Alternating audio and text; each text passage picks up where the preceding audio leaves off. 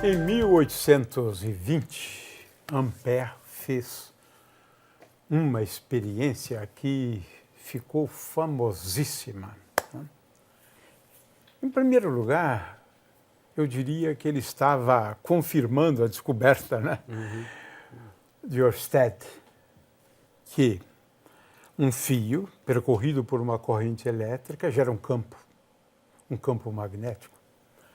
Agora, Ampère, ele se deu conta de que quando nós temos dois fios, né, de preferência paralelos, porque é mais fácil calcular quando eles são paralelos. Se forem formando um ângulo qualquer, é muito difícil calcular isso aqui, se bem que o Ampère se dedicou a isso, né, a essas contas, né? Mas se eles forem paralelos, a expressão é bastante simples na realidade, né? Para a força entre dois fios, né? Agora, por que essa experiência é interessante, né? Se eu tenho uma corrente I1 num fio, uma corrente I2 no outro fio, veja que as forças também são de atração e repulsão, né? Depende do sentido da corrente. O Cláudio vai explicar isso, né? Mas o fato é o seguinte: na verdade, Ampère estava também se dando conta do que, muito tempo depois, ficou conhecido como força de Lorentz. Essas pressões de força de Lorentz vieram depois, né? Ou seja, ele praticamente fez duas descobertas, porque cargas elétricas no outro fio, quando se movimentam, né, elas experimentam a ação de uma força por conta do campo magnético gerado pelo primeiro fio, né?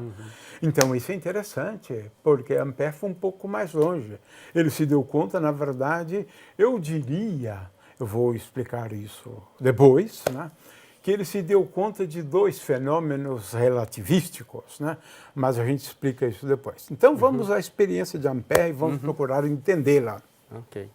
Bom, aqui eu tenho uma fonte de corrente e aqui eu tenho dois quadros na qual a gente pode passar uma corrente elétrica, né? Esse quadro aqui de cima, né, ele é separado do quadro de baixo, então eu posso passar uma corrente elétrica aqui, né, em série com esse outro quadro. Então aqui eu tenho os terminais, né? Aqui eu tenho o contato elétrico, a corrente entra, circula aqui esse quadro de cima e sai. Então eu posso fazer um circuito em série, quer dizer, a corrente que passa aqui nesse primeiro, passa no de cima também. E aqui os terminais. Bom, agora você pode ver que o quadro está mais ou menos balanceado. E aqui a gente pode colocar um pezinho de alumínio. A gente pode observar que agora ele fica pendendo para esse lado daqui, né, como uma balança. Na verdade, essa experiência foi feita para fazer medições mesmo, né, da força magnética em função da distância, né? Então é possível você, através do torque, né, determinar qual é a força magnética.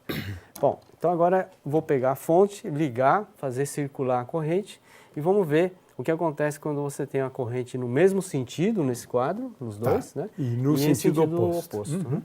Então vamos ver aqui, ligando aqui a fonte, né? Olha só. Olha aí. É uma força de repulsão. Agora, né, entre os dois fios, né? Exatamente. Né? Sentidos contrários, né? Correntes de sentido contrário. Então tem uma força de repulsão. O campo de um exerce força no fio do outro, né? Na Mais corrente uma do vez, outro, né, Cláudio? né? Vamos lá. Olha só. Uma força de repulsão entre os dois fios. Entre os dois fios. Bom, agora eu posso inverter, colocar o pezinho desse lado de cá, né? Então agora veja que está pendendo para cá. Né? E eu vou inverter o sentido da corrente no quadro de baixo. Tá, e agora elas terão os dois o mesmo sentido, né? Isso, exatamente. Sentidos opostos à força de repulsão, né? Exatamente. Então vamos agora no mesmo sentido. Vou aumentar aqui a corrente, então. Agora a força é de atração. Correntes no mesmo sentido, força de atração. De atração. É bem perceptível esse efeito agora. Que interessante.